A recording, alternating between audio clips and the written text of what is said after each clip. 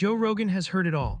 He's sat across from whistleblowers and individuals who have witnessed things that most of us can't even begin to imagine. But one particular guest walked in and named every single person Diddy allegedly sacrificed on his rise to the top. And Joe couldn't say a single word in response. Not a single one. By the time this video is over, you'll understand exactly why. Look, Joe Rogan has delved into some truly dark topics on his iconic podcast. We're talking about stories so unsettling they make your stomach churn, but the Diddy case, it keeps pulling him back. Each time he believes he's uncovered the full story, something new surfaces. And with it, a chilling realization. The same faces, the same sinister circles, just new names. Talking about Diddy and his oil parties with these 18-year-olds, like, do I think it's good? No. I want to beat up their dad, but other than that, I don't really give a if there's like 18 and 19-year-olds that are doing this stuff, as long as they're not being like actually like physically. I mean, it seems like what's going on is just like this weird cultish thing where they slowly get creep closer and closer and closer to this thing. Like, oh, I'm here now. All these famous people are here. They're doing this. Like elaborate parties, lots of money, everything you want, the golden carrot at the end of the stick. Rogan described the whole situation as disturbing, disgusting, and deeper than anyone thought. And coming from a guy who has literally interviewed everybody, that is not something he says lightly. Jesus, like just trying to get the documents, like when they're trying to get the Epstein files, like they're the state of New York. One of the district attorneys was they were hiding documents. They had to force them to give documents. I think there's so many fucking powerful people that are on those lists. There's so many powerful people that went and partied, air quotes, partied. And how many of them went to the Diddy parties? Have you been paying attention to the trial? Oh yeah. Trials. Wild. This video isn't just going to give you the Diddy headlines you've already scrolled past. What we're doing today is putting all of it in one place. Cat Williams, Gandil, Day 26, Taryn Howard. These are the people who were talking about this before the rest of the world caught up and what they actually said. Because here's the wildest part of this whole story. The people who knew the most, who were the loudest, they got called crazy, dismissed, blacklisted. Their phones stopped ringing overnight. And now every single thing they said is confirmed, documented, or sitting in a federal indictment. Real quick, if you're somehow new to the Diddy story, note that I'm not going to talk about who he is and what he did, as most of my viewers already know that. But still, in short, he is in prison for trafficking charges right now. Ain't no party like a Diddy party. How many people like openly talked about being there? LeBron? Yeah, how about Ashton Kutcher? All these people. Like, you guys all went. You didn't see nothing? You didn't see nothing? Yeah. Donnell went? Yeah. Did he? Did he? Now here's something Cat Williams pointed out before most people were paying attention. 233 cameras in one house, but not a single Bible. No living plants, no vitamins, and no handcuff keys. He said it as a punchline. At the time, people laughed. Nobody's laughing now. And Joe Rogan, along with Andrew Schultz, started asking a much bigger question on the JRE. What if this investigation isn't really just about Sean Combs? What if Diddy was a middleman running a control operation for the most powerful people in the world, holding what they called a blackmail vault? Videos of influential people caught doing things they can never let go public. Yeah, so one of the jokes that I discussed on the tour is the fact that they would have these parties in the Hollywood Hills, and then they would have a parking lot where they would shuttle people up. So everybody would meet in this parking lot and they would send shuttles down to, Diddy's party. And so I wasn't ever invited to the parties, but I was invited to the parking lot because I knew the people that ran the shuttle service. You knew them too, as it turned out. But yeah, I would go to the parking lot and I would watch them all go up there. And, they would be thinking I'm coming later. I would just be on the car having a grand old time, smoking and laughing and watching everybody to see all them big time Hollywood men that I just watched go up there. They all come down off the shuttle. Rogan also wanted to know where the alleged freak-off tapes are. Because if those tapes exist and feature who people think they feature, everything we've seen so far is just the opening act. Joe Rogan breaks it all open. Let's start with Rogan, because his framing of all this is what makes the whole picture so much bigger. On the JRE, Rogan and Andrew Schultz weren't just talking about what Diddy did. They were talking about what Diddy allegedly represented. A fixer, a tool, someone running a control operation for people way above his pay grade. Not just a music mogul, but a lever of power for the elite. Then Rogan went further and called out celebrities by name. He mentioned LeBron James and Ashton Kutcher, specifically calling out their total silence about having been at Diddy's infamous parties. His point was simple, at some point saying nothing is saying something. LeBron James, Ashton Kutcher both went completely quiet and Rogan noticed. Then there's the Jamie Foxx situation. You remember when Fox had that mysterious medical episode and nobody could get a straight answer about what happened? Rogan addressed it head-on. He said that as wild as the poisoning theory sounds, given everything that's come out, it's totally possible. And honestly, at this point in the story, nothing sounds too far out anymore. But here's what Rogan also did that not everyone noticed. He gave credit to the people who were screaming about all of this from the very beginning. People like Cat Williams and Gan Deal, people who got laughed at, called crazy, had their credibility picked apart, and now everything they said is sitting right there in the open for the whole world to see. They were right. They were right the whole time. Cat Williams, the one who said it first. Okay, before Joe Rogan entered this conversation, before the raids, before the arrests, Cat Williams was already there, standing in the middle of the room, microphone in hand, saying things nobody else had the guts to say out loud. And the people who actually listened, they already knew what was coming.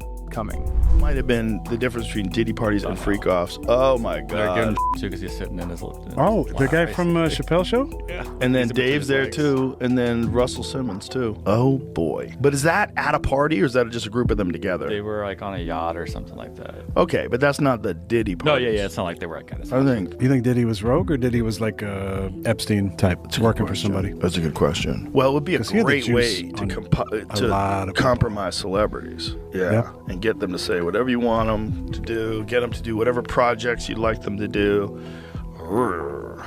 And In what became a legendary Club Shay interview, Cat looked into the camera and said that 2024 would be the age of truth, that the industry's deviance would be exposed.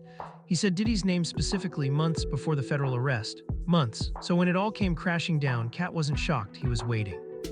No, not they offered him 50 million and he turned it down. Who gonna turn down 50 million? Now, I've had to turn down $50 million 4 times. 4 times. Just to protect my integrity and that virgin hole I was telling you about. Right. Because P. Diddy be wanting to party. And you gotta tell him no. You got to tell him no. I did. I did. See, I got the receipts for everything I'm telling. In that same interview, he claimed he was offered $50 million $4 separate times and turned it down every single time. Not once, but 4 times. Because he understood exactly what saying yes actually meant. He called it industry entrapment, a test of what you're willing to give up for fame and status. And he was clear he wasn't giving up anything.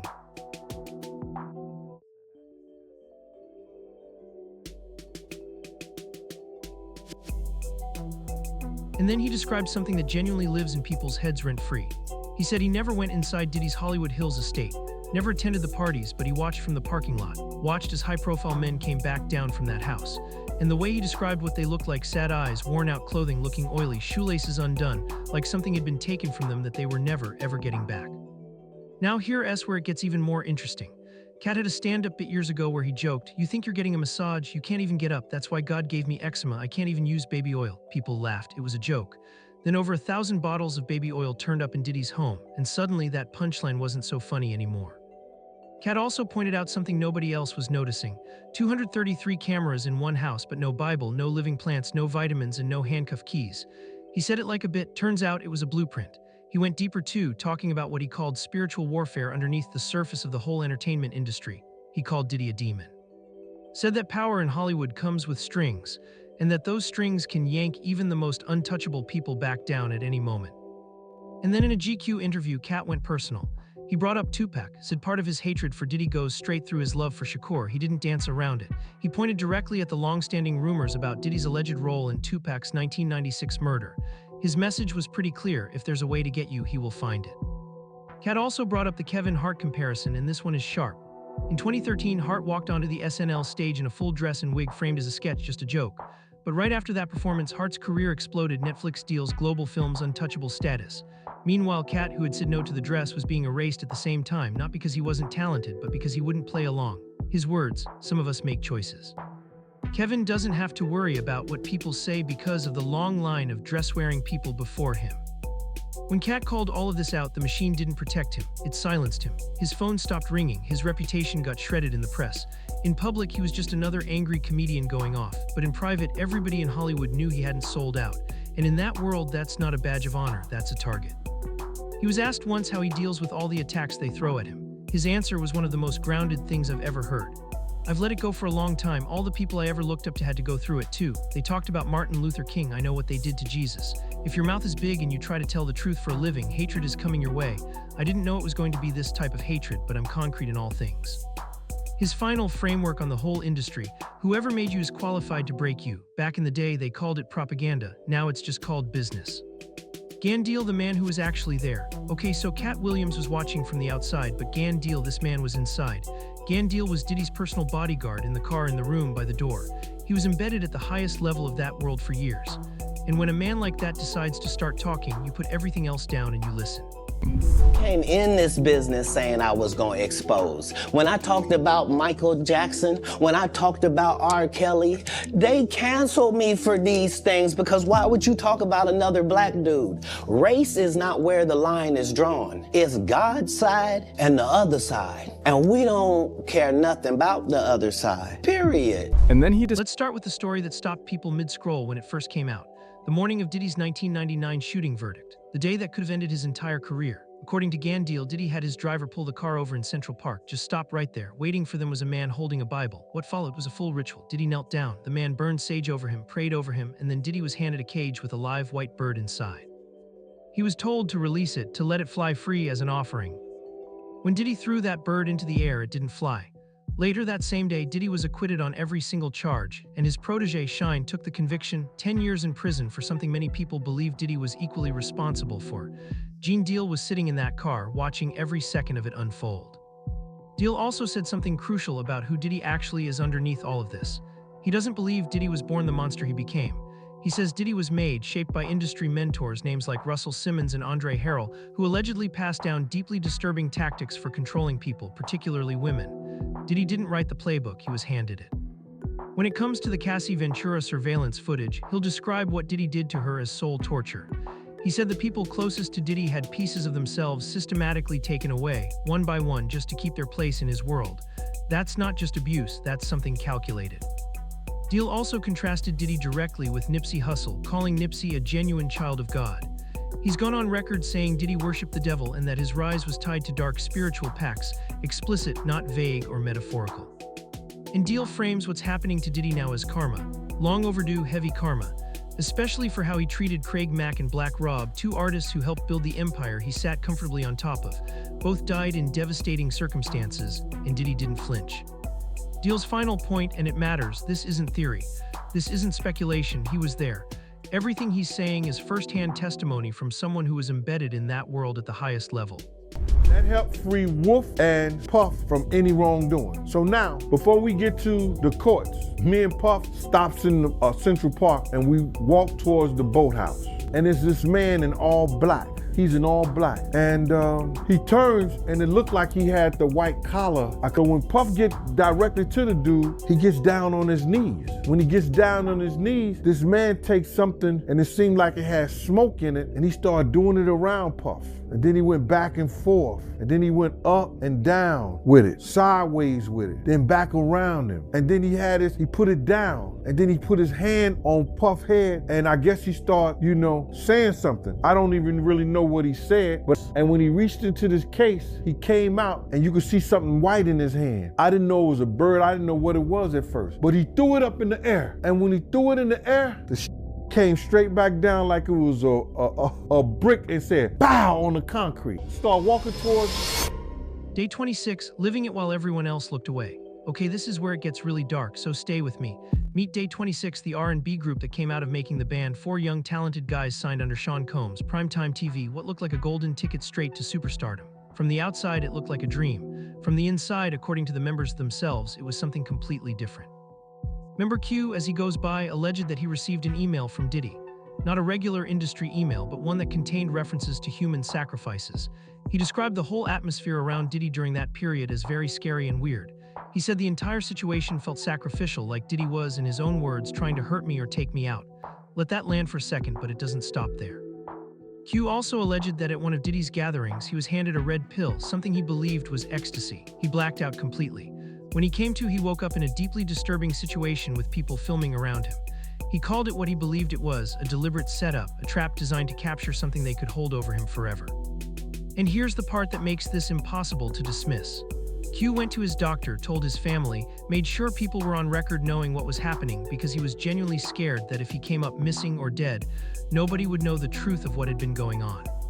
Things felt very sacrificial. Okay, explain.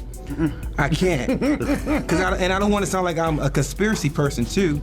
You know what I mean? Because I'm not. But when you're under a power, man, it's just I can't go into details now. But sir, like I'll tell you, it felt like some sacrificial stuff was going on, man. Like it felt very scary and weird to where I ran to get help. I ran to my doctor. I spoke up with my family. I spoke up to people around me because I was like, if this is true and I'm caught missing or dead or something, I want you guys to know facts and the truth of what I'm going through and experiencing. Did you have this conversation with the rest of the group? Yeah, they know. So when you guys heard this, we was in tears. Like, oh, yeah. Wow. In tears. Real, I love my brother, what's going on, tears. Real hurt, pain. Like that. I gotta get an injection in my arm every month for mental health now. That is not a man venting about a bad record deal. That is a man who feared for his life. On top of everything else, the group alleged their publishing rights were seized and are still controlled by Diddy's family. They were never properly paid for the music they made, the shows they filmed, the success they generated. The money went up, but not to them, and making the band itself, they believe it was never about their long-term success. They were a TV product. They were used for ratings, squeezed dry, and moved on from the second the show got what it needed. Joe Rogan is talking about this now. Cat Williams called it years ago. Gene Deal was in the room, but day 26, these men were living it in real time and trying to tell anyone who would listen long before the world was ready to hear it. They were speaking, people just weren't paying attention. Terrence Howard, The Price of Saying No. And then there's Terrence Howard. This one hits completely differently from everything else we've covered. It's not about rituals, it's not about blackmail vaults or spiritual warfare. This is about Diddy allegedly going after a man's masculinity, deliberately, strategically, like a hunter setting a very calculated trap. Terrence Howard sat down on the PBD podcast with Patrick Bet David in April 2025, and he didn't come to play around. He laid out a series of interactions with Diddy that he called bizarre, deeply unsettling, and when you hear the whole picture, completely calculated. Here's how it went. Diddy invited Howard to his home multiple times over several weeks. The stated reason, acting lessons. Diddy supposedly wanted Howard to be his acting coach. Sounds normal enough, right? Except every single time Howard showed up, Diddy had nothing prepared. No material, no script, no questions, nothing. He would just sit across from Terrence Howard in complete silence and stare. Howard even played some of his own music during one visit, hoping for some kind of reaction, some kind of engagement. Silence, same stare, visit after visit, over and over. Howard had no idea what was going on until his assistant leaned over and whispered, "I think he's trying to you." Howard cut off all contact immediately. Done, no hesitation, no back and forth. Come into this world as a man one time. You give up that right for anything, for fear of being hurt, fear of somebody doing something, for wanting to gain something. When you give up that man card right, you lose some spiritual energy that has always been pushing through. Like if a woman gives up her womanly right of being a mother and taking care of her family and do all those things. When you give up those things, but when you give up your manhood, I've never seen somebody recover from it. That was all the people that went to the puffy parties. That was all the people that did all those things thinking that there was never going to be a consequence for what they were doing. But what Howard said next is what opened people's eyes all the way. He started talking about what he sees as an open secret running through the entire entertainment industry. That real success, the kind that actually changes your life, often comes with a price. And that price, according to Howard, is your manhood. He's watched countless celebrities quietly give that up in exchange for fame, awards, and industry favor. And he linked it directly to the people who went to Diddy's private parties. His words, "When you give up your manhood, I've never seen somebody recover from it." Howard also went on to reference people like Justin Bieber. He said, "You can see it, the spirals, the public breakdowns, the inability to move past something. They can't get it out of their head, the things that they did. You gave up your man card, you need therapy." He framed those very public unravelings as exactly what happens when the machine is done with you and the cost catches up. He even asked the question out loud about Philip Seymour Hoffman and Heath Ledger. What did they have to do to get where they got? And was the self-destruction that consumed them really accidental? Or was it someone who couldn't shake what they'd given up to get there? He didn't leave women out of it either. His take, the women who trade their bodies to get the role, they get to the point where they have their Oscar, they have their money, but they don't have their dream. They don't have the soul they started with, so achieving doesn't mean anything. And Howard himself, he paid the price for saying no, lost roles, lost deals, lost opportunities. Producers came to him. He threatened to knock their heads off for talking to him that way. His direct words, "I've lost businesses because I don't bend over in that way. I don't compromise. I don't play gay roles. I don't kiss a man. The man card means everything." After he kept refusing, the press machine came for him. Mugshot rumors, stories designed to make him look unstable, tactics built to destroy his credibility. Because speaking out once is one thing, keeping speaking after they try to bury you, that's something else. He turned down the cash, he turned down comfort, he turned down the fast track, and he'd make the same choice again. Always be the man in the room, that's always been my whole thing. Did Diddy ever have the opportunity where you got invited and you said no to it? Hell yeah. What was the consequence when you said no? Puffy invited me for weeks, asking me to come and teach him how to, he wanted me to be his acting coach for a while. I go there and he's sitting around just looking. I'm like, okay, what's the material you want to work on? He's just looking at me. The next thing you know, okay, hey, will you help me? I want to hear your music. So I come over there and I play the music. And he's sitting there just looking at me, waiting. Okay, so then my assistant was like, he wants to hang out with you next week. And I was like, for what? He's like, I think he's trying to you. That's what my assistant said. I was like, oh, okay, now I get it. So now, no more communication. Now you know to be hands-off with somebody. A number of producers came to make the approach. So now I want to hear from you. Drop your thoughts in the comments. Who do you think knew the most and said the least? And who's the next name you think is going to come out of all this if this video hit different? And you already know it did. Subscribe because we're not done. See you in the next one. Did you ever have the opportunity where you got invited and you said no to it? Hell yeah. What was the consequences when you said no? Puffy invited me for weeks, asking me to come and teach him how to, wanted me to be his acting coach for a while. Go there and he's sitting around just looking. I'm like, okay, what's the material you want to work on? He's just looking at me. Then next thing you know, okay, hey, will you help me? I want to hear your music. So I come over there and I play the music. And he's sitting there just looking at me, like waiting. Okay. So then my assistant was like, he wants to hang out with you next week. And I was like, for what? He's like, I think he's trying to you. That's what my assistant said. I was like, oh, okay. Now I get it. So now no more communication. Now you notice to be hands off with somebody. A number of producers coming to make the approach.